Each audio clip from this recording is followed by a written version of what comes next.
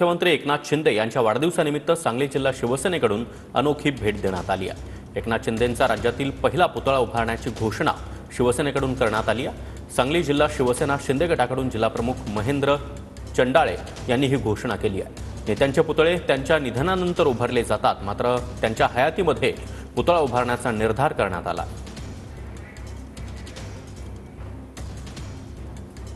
भेट देत आहे आणि राज्यातली सर्वात मोठी अनोखी भेट आहे। काय ती भेट आहे? सर्व सांगली जिल्ह्यातल्या शिवसैनिकांसाठी, अखंड महाराष्ट्रातल्या शिवसैनिकांसाठी आणि साहेबांना मानणाऱ्या प्रत्येक जाती धर्मातल्या वर्गातल्या लोकांसाठी ही अभिमानाची बाब आहे की सांगली जिल्ह्यामध्ये साहेबांचा त्यांच्या हयातीतला पहिला पुतळा म्हणजेच आमच्यासाठी असणारा शक्तिपीठ आम्ही या ठिकाणी उभा करतोय आणि साहेबांच्या पुढच्या येत्या वाढदिवसाच्या आत ते पूर्ण करतोय।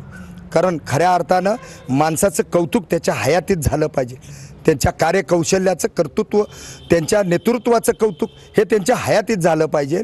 ह्या उद्देशानं हा आम्ही घेतलेला निर्णय आहे। कॅमेरामन सुजित सोबत मी शंकर देवकुळे, TV9 मराठी, सांगली।